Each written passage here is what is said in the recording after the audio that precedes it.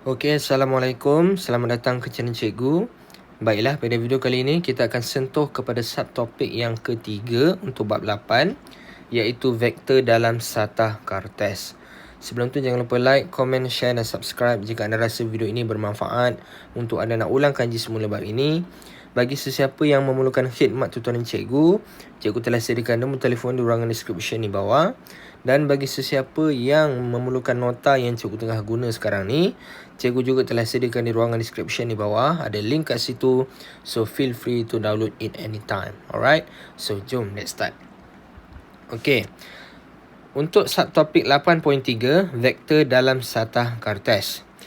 Vektor yang terletak pada satah kartes boleh diungkapkan sebagai gabungan vektor yang selari dengan paksi X dan atau paksi Y. Okey. Kalau kita tengok gambar rajah, kita ada satu paksi Y X. Okey. Yang dikatakan sebagai vektor tu apabila dia boleh diungkapkan sebagai gabungan vektor yang selari dengan paksi X dan Y, kita akan kata yang berada di paksi X ni, yang berada di paksi X ni, katakanlah yang berada di paksi X ni, kita panggil dia sebagai vektor I ni. Okey. Manakala yang berada di paksi Y ni, tadi X, Y vektor J.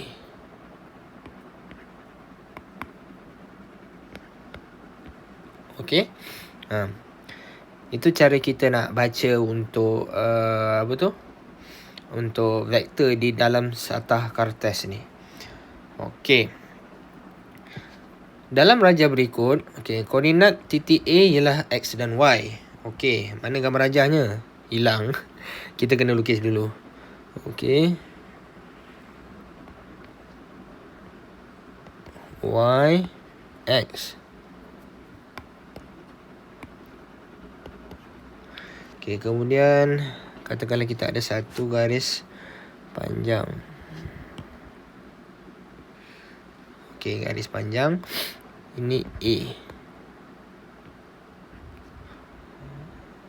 Ini O origin. Okey. So koordinat titik A ialah X dan Y. Alright. So kita nak kenal pasti setiap jenis vektor yang ada. Okey, yang pertama, vektor kedudukan. Vektor kedudukan bagi titik A, ialah relatif kepada asalan O. Ataupun kita boleh tulis dia sebagai O A. Ini adalah vektor kedudukan bagi titik A.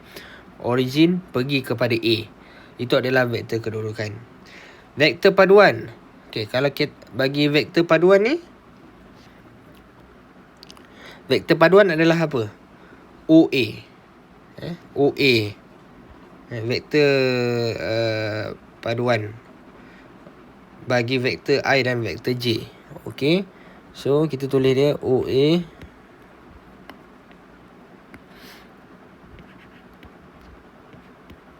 sama dengan X. Ni cara kita tulis XI tambah YJ. Okey. Ini adalah vektor paduan. Kalau vektor OA tu adalah vektor vektor kedudukan bagi titik A relatif kepada asalan O ialah OA, dan OA juga kita panggil dia sebagai vektor paduan bagi vektor I dan juga vektor J. Okey. Vektor lajur. Vektor lajur kita tulis dia sebagai OA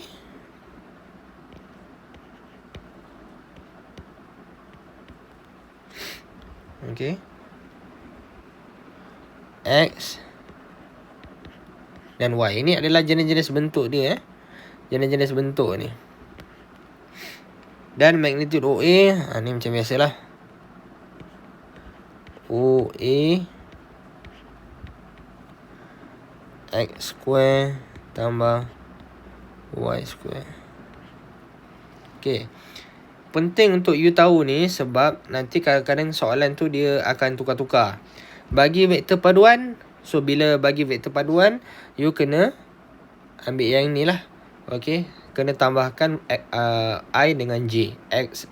I dengan J, betul lah? I dengan J, X dan Y. Kalau dia minta tulis dalam bentuk vektor lajur, you kena tulis macam ni lah. Okay, magnitude sama lah macam ni. Okay, itu yang you kena tahulah setiap istilah-istilah dalam vektor dalam satah Cartesian ni. Okay, kita tengok contoh, jom. Rajah berikut menunjukkan titik P, Q, R, S dan T pada satu satah Cartesian. Ungkapkan vektor yang berikut dalam bentuk XI dan YJ. Okey. Yang pertama, PQ. Okey. A1.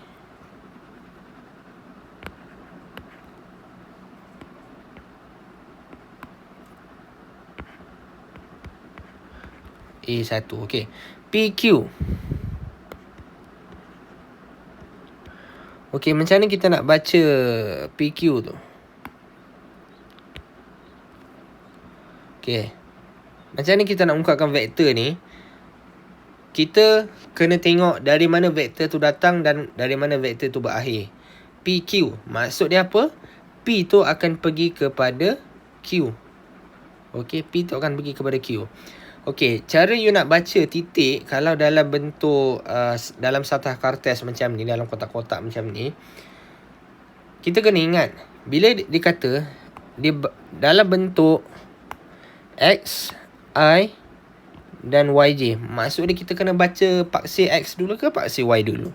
Kita kena baca paksi X dulu, betul? So bila kita baca paksi X, kita kena tengok dia akan bermula pergerakan tu daripada X.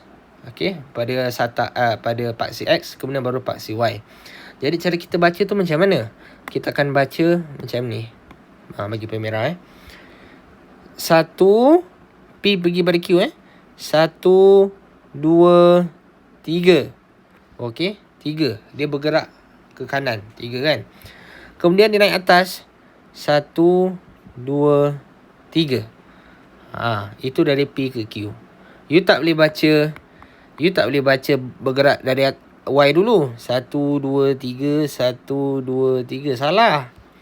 Salah sebab dia baca mesti X dulu baru Y. Okay, got it Okay, so berapa banyak dia gerak kotak ke kanan ni? 3, betul? 1 2 3. Atas pun 1 2 3. Jadi jawapan dia kita nak tulis apa? Jawapan dia kita tulis 3 I tambah 3 J. Settle.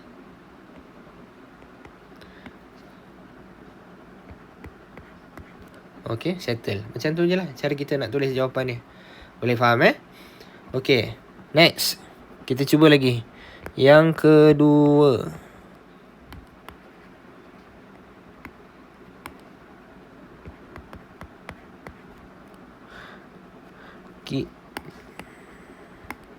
Yang kedua, QP kan?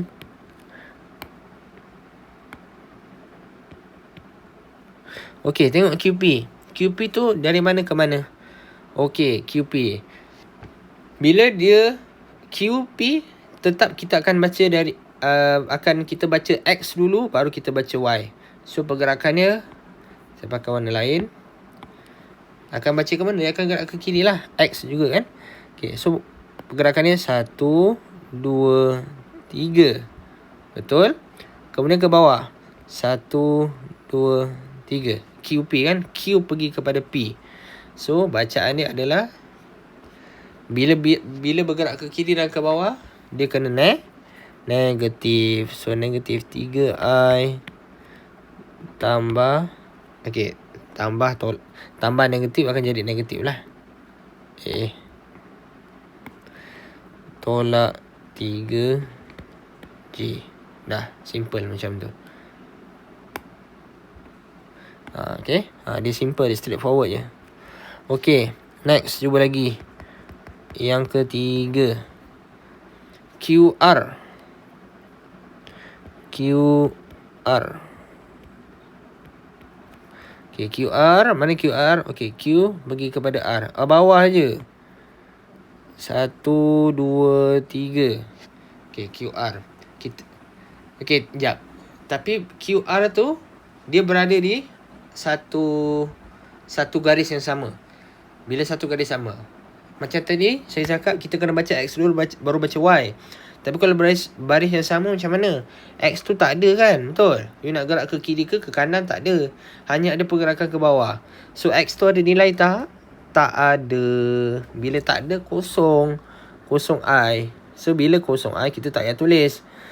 Dia just bergerak ke bawah saja. Maka kita kena tulis negatif 3J. Sebab I tu tak ada nilai. Kosong. I tu tak bergerak. Dia dalam satu garis yang sama.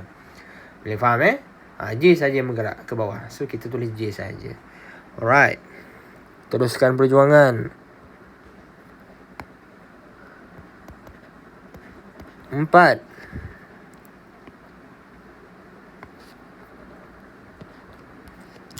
Okay, 4. SR.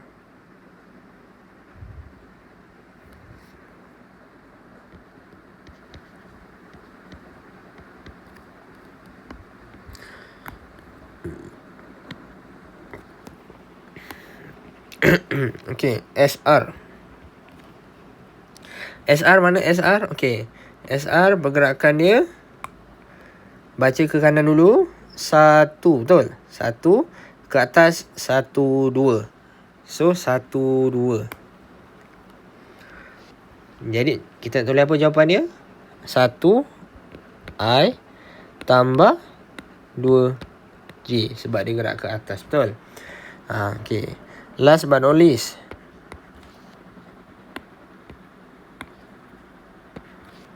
yang kelima, ST.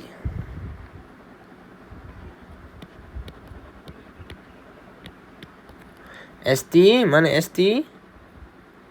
Oh, T kat ujung. Okey. T kat ujung. Jadi pergerakannya 1, 2, 3. Betul? Ke atas pula 1, 2, 3. So 3, 3. Jawapannya 3I, 3J juga.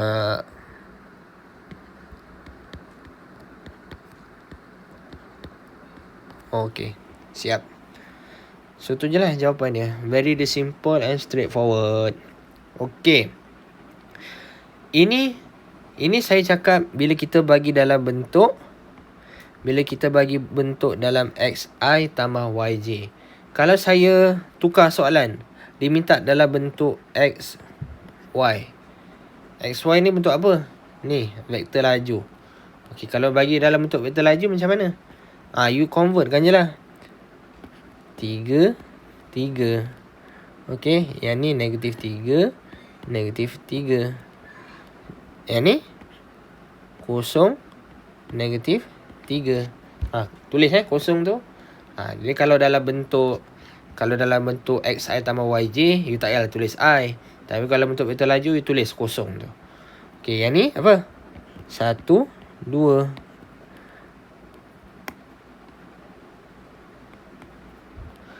1, 2. And last one, 3. Oops.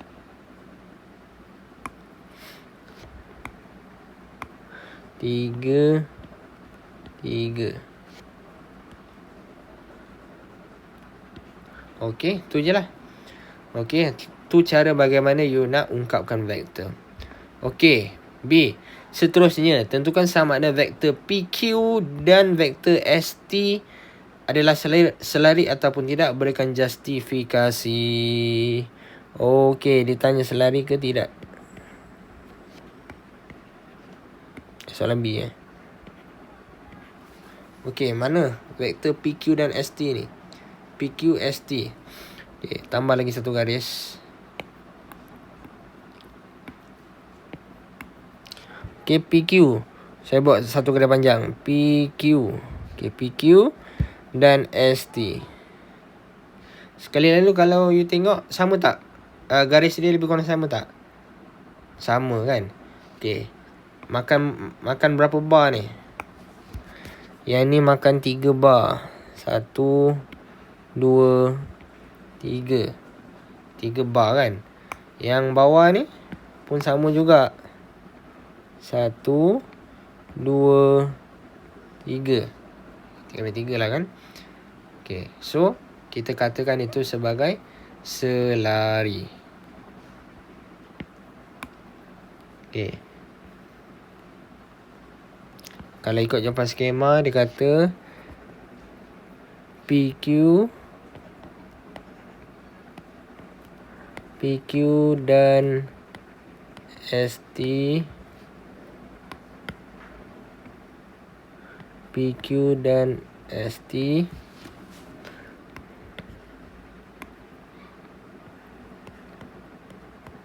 adalah yalah betul lah. Adalah selari.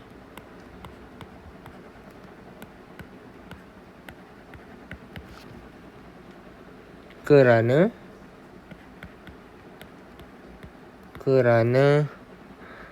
PQ sama dengan ST dan mempunyai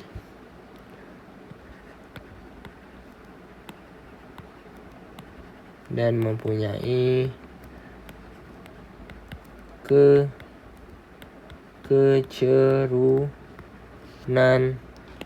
yang sama. Okey, tu jawapannya. Okey, boleh So, tu untuk contoh yang pertama. Okey, we go for the next example. Contoh yang kedua. Diberi vektor kedudukan. Okey, bagi titik P, Q dan R masing-masing ialah P 2 negatif 5, Q 4 negatif 5. Dia bagi tu dalam dia vektor kedudukan. Okey, dan R ialah 3, 7. Dia tulis tu dalam bentuk lajur. So, ungkapkan vektor-vektor P, Q dan R dalam bentuk ini senang je lah. Okey. Dia tukar je kan. So, tukar je. Yang pertama P. Okay, ni semua vektor Yang bold ni nanti kalau you tulis semua ada cacing bawah tu. So P tukar jadi 2I tambah tambah negatif 5 tolak tambah negatif 5 jadi tolak 5 lah. So, tolak 5J. Okay, kemudian Q negatif 4, negatif 5. Negatif 4 tolak negatif tolak 5 lah. Tolak 5J. Okay, R 3 tu 37.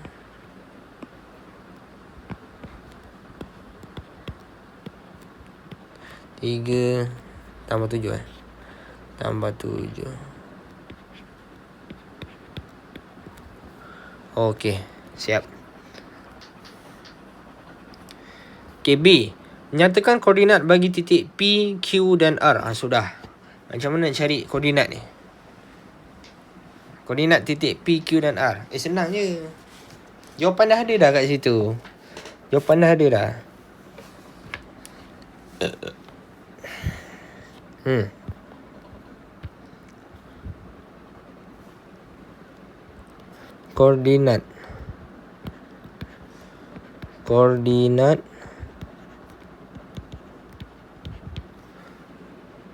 Koordinat P. Koordinat P berapa? Q berapa? Koordinat R. Okay, berapa guys? Okay.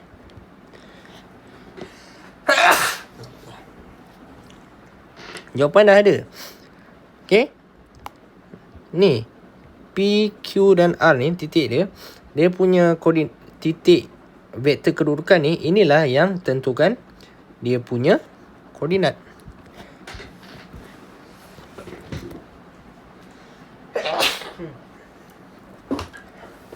Okey. Setiap satu tu lah yang tentukan dia punya koordinat. Macam kita tengok awan nota ni, vektor kedudukan tu, okey. Vektor kedudukan OA ni adalah untuk koordinat titik A. Itu yang kita boleh tahu dia punya koordinat dia tu. Maka jawapan dia untuk koordinat P adalah 2, -5. Kita just ambil je dia punya nombor depan ni. Ni nombor depan ni. Oops.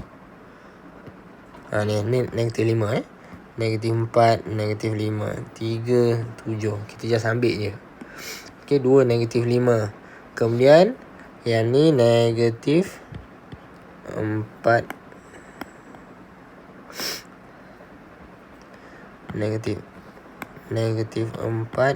-5, and R 3, 7.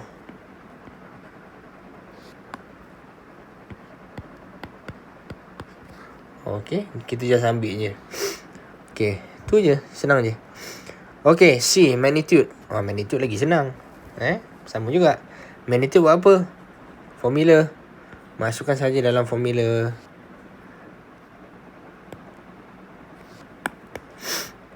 Okey, C, magnitude P.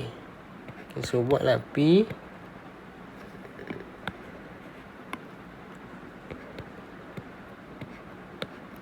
Okay, P 2 dengan -5 kan. X dengan Y dia tu. So 2 kuasa 2 kuasa 2 tambah -5 square. Okey. So jawapan you dapat, ni tekan kalkulator tekan kalkulator, you dapat kat sini 29.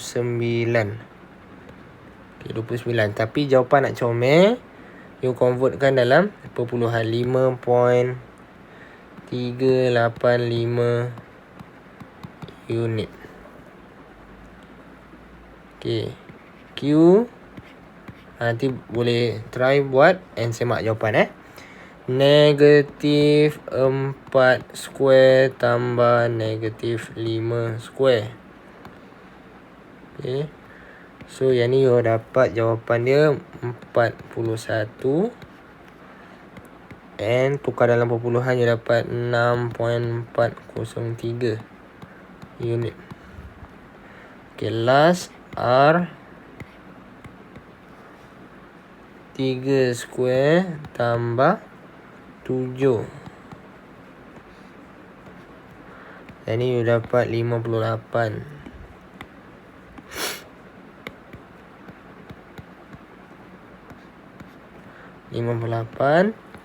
And 7.616 unit. Okay. Dah tu je lah. Nak cari unit kan bagi setiap P, Q dan R. You tukar dalam perpuluhan bagi nampak cantik jawapan tu. Okay. Kena tukar dalam perpuluhan.